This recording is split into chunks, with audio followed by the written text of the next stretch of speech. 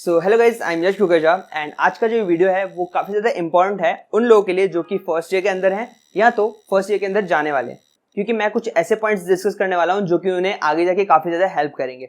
Okay, सो वो points share करने के पहले मैं आप लोगों से कुछ चीजें शेयर करना चाहता हूं जो कि मैंने खुद ऑब्जर्व किया है जब मैं फर्स्ट ईयर के अंदर था। सो ये जो ऑब्जर्वेशंस है वो आपको भी प्रिपेयर करेगी आपके फर्स्ट ईयर के लिए। ओके, सो पहली चीज ये है कि अगर आप लोग आईटी फील्ड में हो या कंप्यूटर की फील्ड में हो, देन मोस्ट ऑफ जो भी स्टूडेंट इस फील्ड में आते हैं वो एकदम न्यू होते हैं इन सारी चीजों के लिए, मतलब जिन लोगों ने पहले ज्यादा कंप्यूटर यूज नहीं किया हुआ होता है। सो इस वजह से उन लोगों को काफी सारी चीजें उनके लिए न्यू होती है, ठीक है, तो उन्हें काफी सारी चीजें लर्न करनी पड़ती है एंड जो ये लर्निंग का प्रोसेस होता है ना वो काफी ज्यादा बोरिंग होता है। मीन्स अभी भी अगर मैं कोई भी न्यू टेक्नोलॉजी सीखने जाता हूं तो मुझे उस चीज से बहुत ज्यादा बोरिंग लगती है, बट हाँ, एक बार मैं सीख जाता हूं उसके बाद उसे इंप्लीमेंट करना काफी ज्यादा सिंपल होता है एंड इंटरेस्टिंग वर्क होता है। बट जो लर्निंग का प्रोसेस होता है वो मेरे लिए भी काफी ज्यादा बोरिंग होता है। इस वजह से जो भी न्यूली इस फील्ड के अंदर आते हैं उन्हें काफी सारी नई नई चीजें देखने को मिलती है, जिस वजह से वो लोग बोर हो जाते हैं एंड काफी सारे लोग गिव अप कर लेते हैं। So the moral of this is don't give up. Second चीज जो मैंने नोटिस किया है वो ये है कि कॉलेज के जो प्रोफेसर्स होते हैं वो स्कूल के प्रोफेसर्स जैसे बिल्कुल नहीं होते हैं। जैसे स्कूल के जो प्रोफेसर्स होते हैं वो आपके ऊपर काफी ज्यादा एम्फेसाइज करते हैं, आपको एनकरेज करते हैं कि पढ़ो पढ़ो, एंड कभी बहुत ज्यादा पर्सनल भी हो जाते हैं।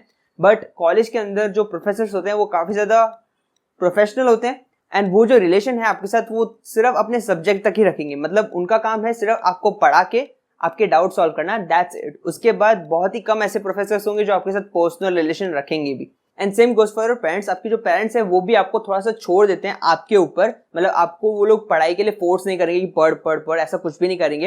And that's why the moral of the story is कि आपको खुद से पढ़ना पड़ेगा। Means you have to do self study, you have to be accountable to your self and you are responsible for your own actions. अगर आप नहीं पढ़ते हो तो उसमें सबसे बड़ी गलती आपकी ही होगी। Okay, so these were some of my observations जो कि मैंने फर्स्ट ईयर के अंदर फेस की थी। तो अगर आपकी भी ऐसी कोई ऑब्जर्वेशन हो तो आप उसे कमेंट सेक्शन में डाल सकते हो, जैसे और भी कोई उसे पढ़े तो वो पहले से ही प्रिपेयर्ड रहे। The point number 1 is to make your base very clear. So अब एक बात बताओ, अगर मैं आपसे पूछूं कि अगर अभी आप एक इंटरव्यू में बैठे हो देन आप क्या एक्सपेक्ट करते हो कि वो इंटरव्यूअर आपसे क्या पूछेगा?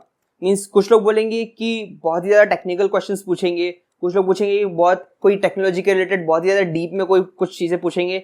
बट एक्चुअली मैंने आज तक जो भी इंटरव्यू दिए हैं एंड मोस्ट ऑफ जो भी लोग इंटरव्यू देते हैं उनसे वो इंटरव्यू मेनली सिर्फ प्रोग्रामिंग के बेसिक्स के बारे में पूछता है, क्योंकि इंटरव्यू को भी पता है कि अगर आपका बेस क्रिस्टल क्लियर है तो आप कुछ भी सीख सकते हो। सो इस वजह से जो फर्स्ट ईयर है उसके अंदर आपको बेसिक फंडामेंटल चीजें ही सिखाई जाएगी, तो आपको वो चीजों में अच्छे से ध्यान देके सारी की सारी चीजें बाय हार्ट सीखनी है। कोई भी प्रोग्रामिंग कॉन्सेप्ट हो गया, वो सारे प्रोग्रामिंग कॉन्सेप्ट्स आपको आगे जाके काफी ज्यादा काम आने वाले हैं। सो दैट्स व्हाई आप अपने फर्स्ट ईयर के अंदर जो भी बेस है वो अच्छे से क्लियर करना, सारे के सारे जो भी कॉन्सेप्ट्स हैं उन्हें उनकी डेप्थ में जाना। ऐसा बिल्कुल भी मत करना कि छोड़ बाद में कर लूंगा, ऐसा बिल्कुल भी मत करना। आपको अगर कोई भी क्वेरी है, कोई भी डाउट है, वो आपके टीचर से पक्का पूछना, भले ही लोग कैसा भी सोचे। ओके, कई बार ऐसा भी होता है कि आप कॉलेज में आ चुके हो तो आप ये चीजों को लेके बहुत ज्यादा कॉन्शियस होते हो कि चल यार ये लोग क्या सोचेंगे, मुझे अभी तक ये चीज नहीं आई। बट अगर आपको अभी ये चीज नहीं आई तो आगे जाके ये चीज काफी ज्यादा प्रॉब्लम दे सकती है। फाइन, अब इसी में मैं एक और चीज ऐड करूंगा कि अगर आप बेस क्लियर कर रहे हो एंड अगर आपके पास टाइम है then please do competitive programming.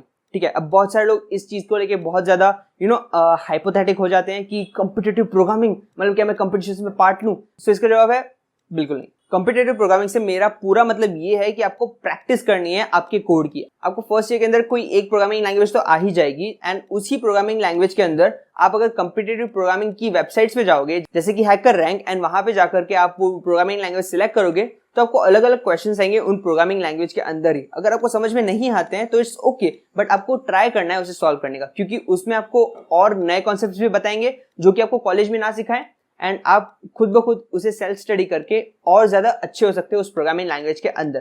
Personally बताऊं तो मैंने मेरे फर्स्ट ईयर के अंदर सीपी नहीं किया था बिकॉज मैं जॉब भी कर रहा था, तो मेरा कॉलेज का टाइम भी शाम तक होता था एंड उसके बाद मैं जॉब पे जाता था, तो इस वजह से मुझे टाइम ही नहीं मिला सीपी करने का। बट उसी का भुगतान मैं अभी मेरे मास्टर्स में कर रहा हूँ, तो मास्टर्स में इतनी सारी चीजें साथ में चल रही है एंड साथ साथ मुझे सीपी में भी ध्यान देना पड़ रहा है। That's why I am telling you कि अगर आपको फर्स्ट ईयर के अंदर टाइम मिलता है then you should go for CP. अब हम लोग जाते हैं हमारे सेकंड पॉइंट पे जो कि है ग्रेड्स। अरे यार मैं तो कॉलेज में आ गया, अब कौन से ग्रेड्स, सिर्फ स्किल्स के ऊपर होती है ना हमारी placements. But actually this statement is not that correct to one extent, क्योंकि अगर एक कंपनी रिक्रूट कर रही है एंड उसके पास थाउजेंड्स ऑफ एप्लीकेशन आई है देन इन एप्लीकेशंस को फिल्टर आउट करने के लिए, इनमें से सिलेक्शन के लिए वो वो सिंपली मार्क्स को कंसीडर करेंगे एंड इस तरह से वो आधे लोगों को कट आउट कर देंगे। इस वजह से अगर आप फर्स्ट ईयर में हो देन फर्स्ट ईयर का जो पूरा करिकुलम होता है वो ईजी होता है कंपेरेटिवली सेकंड और थर्ड ईयर से। इस वजह से फर्स्ट ईयर के अंदर ही आप जितना ज्यादा अपने मार्क्स को सिक्योर करोगे उतना ही आपका पूरा रिजल्ट जो एवरेज पे आता है 6 सेमेस्टर्स का वो अच्छा हो जाएगा, राइट। तो फर्स्ट 2 सेमेस्टर के अंदर अगर आप ज्यादा मार्क्स स्कोर करोगे तो जो एवरेज है वो बढ़ेगा आपका। ओके, सो ऐसा बिल्कुल भी मत सोचना कि मैं सिर्फ स्किल्स के ऊपर वर्क करूंगा एंड ग्रेड जाए भाड़ में, बिकॉज बहुत सारी कंपनीज जो है वो on an average 60% minimum criteria रखती है। Now let's come towards the third point, that is make connections. This is actually a very important point because आपको काफी सारे connections बनाने होते हैं एंड ये splits वाला कनेक्शन नहीं है, ये रोडीज वाला कनेक्शन है। आपको कुछ ऐसे connections बनाने होंगे जो कि आपको आगे जाके काम आए। जैसे कि सबसे अच्छा कनेक्शन अगर मैं आपको बताऊं तो आपको आपके सीनियर्स के साथ काफी अच्छा कनेक्शन रखना चाहिए, बिकॉज मैं आपको कॉमन पर्सपेक्टिव से सारी चीजें बता सकता हूं that you should do this do that, but आपके जो सीनियर्स हैं वो आप ही के दौर से गुजर चुके हैं अच्छे से, मतलब 1 या 2 साल पहले वो आप ही के लेवल पे थे एंड उन्हें पता है कि फॉर एग्जांपल ये टीचर्स कैसे मार्क्स एवेल्युएट करती है, या ये टीचर कैसी है, या प्लेसमेंट के लिए तुम्हें कौन सी चीजों पे ध्यान देना चाहिए, ये कंपनीज है जो आपके कॉलेज में आती है। एंड जैसे कि कुछ सीनियर्स कुछ अच्छे खासे इवेंट्स में गए जैसे GSOC, या उन्हें कोई अच्छी अपॉर्चुनिटी मिली हो, then you can just ask them कि उन्हें ये अपॉर्चुनिटी कैसे मिली है, then they will guide you in that. Okay, so इस वजह से आपको बहुत सारे कनेक्शंस मेंटेन करने पड़ेंगे। अब ये चीज सिर्फ सीनियर्स के लिए नहीं है, ये चीज आपके बैचमेट्स के लिए भी है, वो भी आपको काफी ज्यादा हेल्प कर सकते हैं, आपके टीचर के लिए भी है। जितने ज्यादा आपके कनेक्शन होंगे उतनी ज्यादा आपको इन्फॉर्मेशन मिलेगी एंड उतनी ज्यादा आपको अपॉर्चुनिटीज मिलेगी। एंड मैंने ये चीज पहले भी मेंशन किया है कि आप लिंक्डइन पे जा सकते हो। ये एक ऐसा प्लेटफॉर्म है जहां पे आपको इन द फ्यूचर अकाउंट बनाना ही पड़ेगा एंड आप फर्स्ट ईयर के अंदर ही ये चीज कर देते हो तो काफी अच्छी बात है। आप लिंक्डइन पे जाकर के आपके टीचर्स के साथ कनेक्ट हो सकते हो, आपके सीनियर्स के साथ कनेक्ट हो सकते हो एंड आप और भी बहुत सारे लोगों से कनेक्ट हो सकते हो, जैसे कि आपकी कोई ड्रीम कंपनी का एम्प्लॉय एंड आप उससे बात कर सकते हो that how was their experience and वो वहां तक कैसे पहुंचे हैं। एंड या काफी सारे लोगों को ये भी क्वेश्चन होता है कि क्या वो लोग रिप्लाई करेंगे, then yeah most of them do reply. Now let's come to the fourth point which is work on your vocabulary and communication.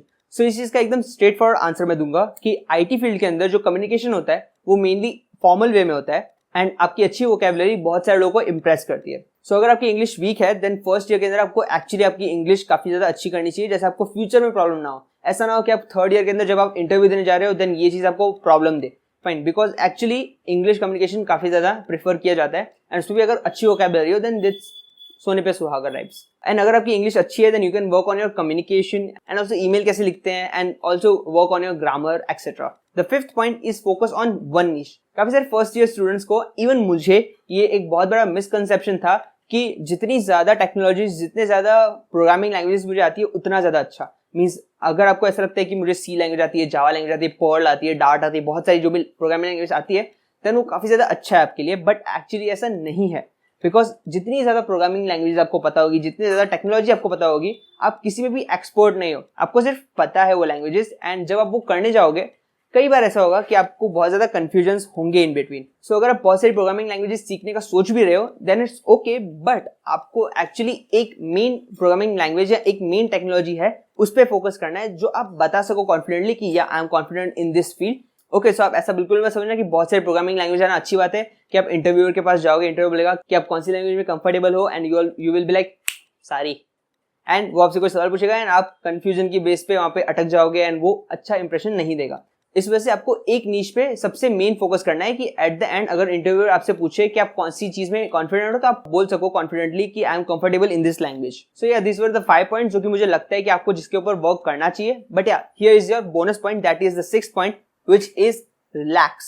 So of course first year के अंदर काफी ज्यादा एंथुजियाज्म होता है कि यार कुछ नया ट्राई किया है, मैं ये भी कर लूंगा वो भी कर लूंगा। ओके, तो काफी बार ऐसा होता है कि यार ये ऐसा बोल रहा है वो ऐसा बोल रहा है, मैं सब कुछ कर लेता हूँ। But here is my clear observation कि जो लोग फर्स्ट ईयर के अंदर बहुत ज्यादा एंथुजियास्टिक होते हैं वो सेकंड ईयर के अंदर ढीले पड़ जाते हैं एंड थर्ड ईयर के अंदर और ढीले पड़ जाते हैं। क्यों?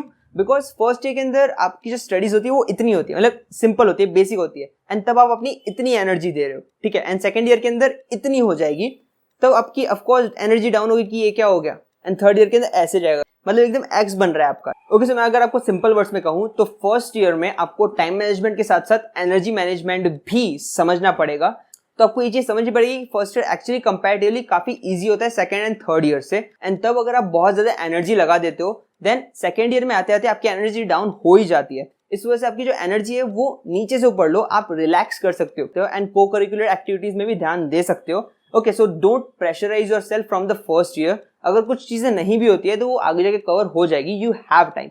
Okay, so this was the last point I wanted to tell you. I hope कि आपको ये वीडियो अच्छा लगा हो। अगर हाँ तो इस वीडियो को कर देना like. So yeah, I will meet you next time very soon.